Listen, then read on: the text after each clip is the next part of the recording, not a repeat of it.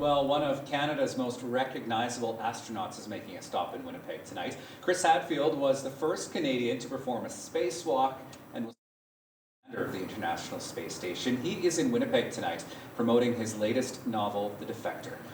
Colonel Chris Hadfield, it is so nice to have you on the program tonight. Thanks, Riley. Nice to be talking with you. So most Canadians, of course, recognize you from your time at the International Space Station. But you're in Winnipeg for a book signing tonight on your second thriller called The Defector. 30 seconds or less, what is it about? It is action thriller set in the height of the Cold War. It's the second book in the series, and it goes from high in the skies over Israel at the start of the Yom Kippur War out to the secret desert of Nevada, where all sorts of things take place at a real but actually quite famous spot called Area 51. And it leads to an action-packed conclusion over the nuclear test range of Nevada. So it's nothing but nonstop thrills and intrigue and spies and lies. And it's been a bestseller since the day it came out and the #1 selling book in the country.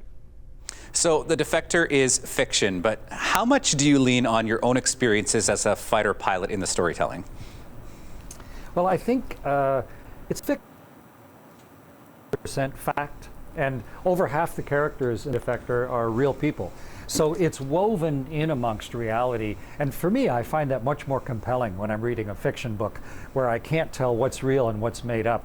But obviously my own background as one of Canada's fighter pilots during the Cold War, I did the very first CF-18 intercept of a Soviet bomber off the coast of Canada. And so there's my time as one of Canada's fighter pilots and then as a test pilot.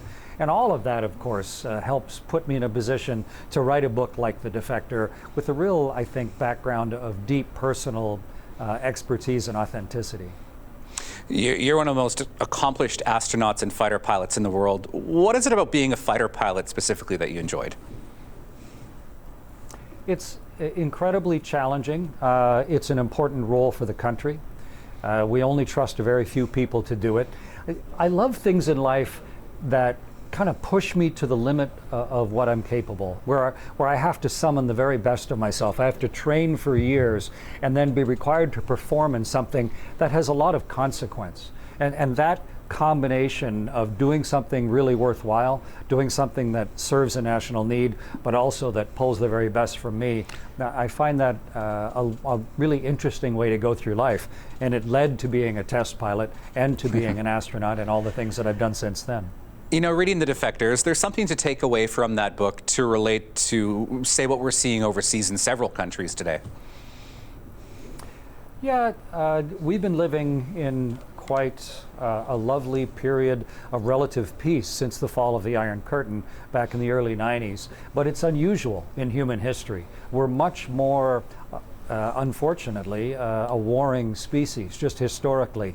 And as much as we would prefer to be peaceful, it's not always our nature. And so fighting against those devils within us, how can we manage to live a peaceful life? How can we build structures that protect us so the vast majority of the people don't have to have that inflicted on their lives? I think it's worth thinking about. And whether you're reading fact or whether you're reading fiction, I think it's good to get a clear understanding of both the realities of the world, but also the possibilities that exist. Now, you released your first book 10 years ago now about your time in space. What have you learned since then about the transition from astronaut to author, of all things? Well, I help run several businesses, and I run a big international technology incubator, and I've made a bunch of television series. But if you had just flown in space for half a year, Riley, and come down on your parachute and thumped into the world and rolled to a stop, and you sort of emerge blinking out into the light, what would you do with that experience? And so for me, trying to find myriad ways to share it, both visiting schools, talking about it, playing music, writing nonfiction, and I've written nonfiction books, but also you can get into the real depth of human reaction and visceral emotion when you write fiction. And so it can stay very close to fact, but it really gives me the freedom as an author to let everybody know what it truly feels like to be a fighter pilot, to be a test pilot, or to fly a spaceship. So the Defector is out now. What comes next for you? Could we possibly see something Mars related on the horizon?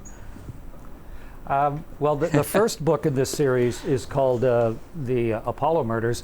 It's being made into an 8-part television series by Sylvester Stallone's production house. Sylvester loved The Apollo Murders, and so I think there's a lot of television on the horizon. And then the next book in the Apollo Murders series, I've already begun working on it. I've done a lot of the research, and I've actually started writing the plot of the next book in this series. But you'll have to wait to see where it goes. Colonel Chris Hadfield, you are at McNally Robinson tonight starting at 7 o'clock. Thank you again for taking some time to chat with us tonight. Thanks, and I hope you enjoy reading the book, Riley. Nice to chat with you. For sure.